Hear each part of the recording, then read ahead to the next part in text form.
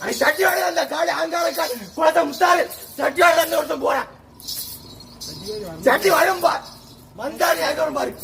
ஸ்ரீமூலக்கரைங்கிற ஊரில் தசரா செட்டில் ஒரு 4-5 வருஷம் யாருமே தீச்சட்டி எடுக்க மாட்டேன்ட்டாங்க. இந்த வருஷம் கண்டிப்பாக தீச்சட்டி வரும், தீச்சட்டியோட தான் இந்த குலசை முத்தாரி போகிறேன்னு ஆவேசமாக அம்மன் வேஷம் போட்ட ஒருத்தர் சொல்கிறாரு.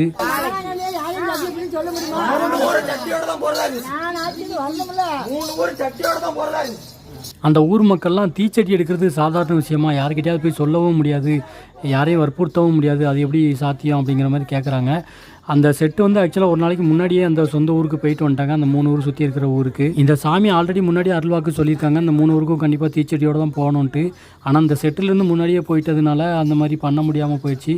தீச்சட்டி யார் எடுப்பாங்கன்னு கூட கடைசி வரைக்கும் தெரியல. கடைசி ஒரு 2-3 வருஷமாக இதே குழப்பம் இருந்ததுனால அவங்களும் அப்படியே விட்டுட்டாங்க பெருசாக எடுக்காமல். ஆனால் இந்த வருஷம் கண்டிப்பாக தீச்சட்டி வருதுன்னு சாமி அவ்வளோ ஆக்ரோஷமாக உறுதியாக சொல்லிக்கிட்டு இருக்காங்க. அதான் நேற்று கொப்பரையை தட்டி விட்டேன்.